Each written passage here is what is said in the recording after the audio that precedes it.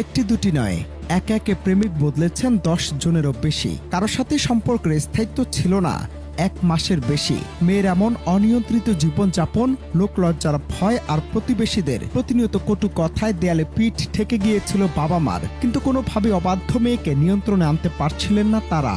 আর তাই শেষমেশ মেয়ের এমন আচরণে অতিষ্ঠ হয়ে এমন এক সিদ্ধান্ত নিলেন বাবা মা, যা শুনলে চমকে যাবে যে কেউ।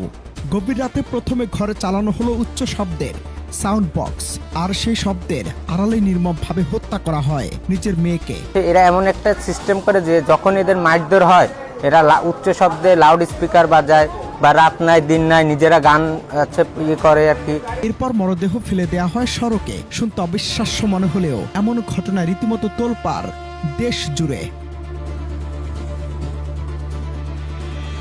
ঘটনার সূত্রপাত গত 8 জুলাই আনুমানিক রাত 9টায় খুলনা নগরীর প্রান্তিক আবাসিক এলাকার 3 নম্বর সড়কে একটি পরিত্যক্ত প্লাস্টিকের বস্তা দেখে সন্দেহ হয় স্থানীয়দের। খবর পেয়ে পুলিশ এসে বস্তাটি খুলতে বেরিয়ে আসে এক বালিকার মরদেহ।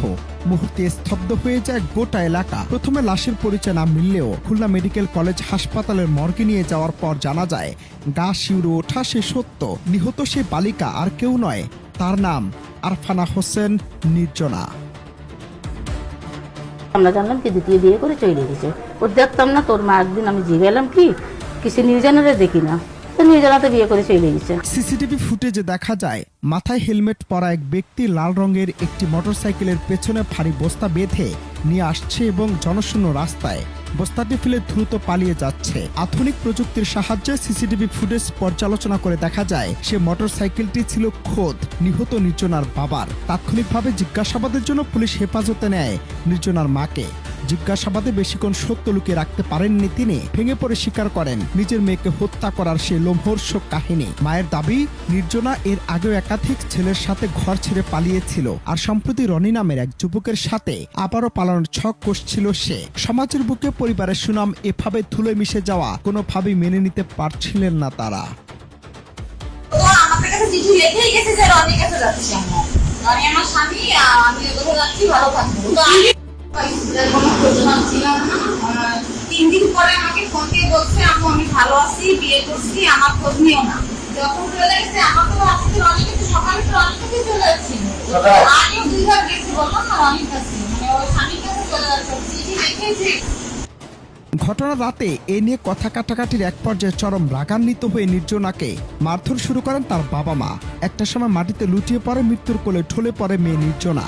এদিকে সংবাদ সম্মেলনে পুলিশ জানায়, সমাজকে কাঁপিয়ে দেয়া এই চাঞ্চল্যকর ঘটনার প্রতিটি দিক অত্যন্ত স্বচ্ছতার সাথে তদন্ত করা হচ্ছে এবং জড়িতদের বিরুদ্ধে কঠোরতম আইনি ব্যবস্থা নেওয়া হচ্ছে।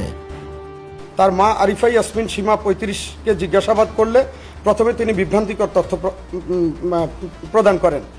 পরে নিবিড় জিজ্ঞাসাবাদের এক পর্যায়ে স্বীকার করেন যে তার মেয়ে বিভিন্ন ছেলেদের সঙ্গে অবৈধ প্রেমের সম্পর্ক গড়ে তোলে, যার ফলশ্রুতিতে তাদের মধ্যে পারিবারিক কলহের সৃষ্টি হয়। উক্ত পারিবারিক কলহের কারণেই নিজ কন্যা আরফানা হোসেন নির্জনাকে হত্যা করেন। হত্যার পর মরদেহটি প্লাস্টিকের বস্তায় ভরে খুলনা সদর থানাধীন প্রান্তিক আবাসিক এলাকার 3 নম্বর রোডে ফেলে রেখে ঘটনাটি ভিন্ন খাতে প্রবাহিত করার চেষ্টা করেন। প্রাথমিক জিজ্ঞাসাবাদে তিনি হত্যাকাণ্ডে নিজের সম্পৃক্ততা কথা স্বীকার করেন। পরবর্তীতে তিনি স্বেচ্ছায় ফৌজদারি কার্যবিধির 144 ধারায় বিজ্ঞ আদালতে দোষ স্বীকারোক্তিমূলক জবানবন্দি প্রদান করেন। তাদের ঘরে তর্কাতর্কির এক পর্যায়ে তার মা তাকে চড়থাপ্পড় দেয়। তার বাবা পাশের রুম থেকে এসে কাঠের একটি বাতা দিয়ে তাকে আঘাত করে। যদিও তিনি তার বক্তব্যে উল্লেখ করেছেন তাকে শরীরে আঘাত করার উদ্দেশ্য ছিল, সেই আঘাতটি তার মাথায় লেগে মাথা ফেটে যায়, প্রচুর রক্তক্ষরণ হয়, এভাবে সে মৃত্যু কোলে ঢলিয়ে পড়ে। লাশটা তারা আসলে সে যখন তার শরীরটা নিস্তেজ হয়ে যায়, তারা বুঝতে পারে যে হয়তো সে মারা গিয়েছে। এই জন্য লাশটি গোপন করার জন্য তারা বস্তাবন্দি করে, প্রথমে তার বাবার লুঙ্গিতে, পরে বস্তাবন্দি করে বাইরে নিরালাতে ফেলে আসে বৃষ্টির সময়। অনন্ত হাসান মাসুদ, বাংলা টিভি।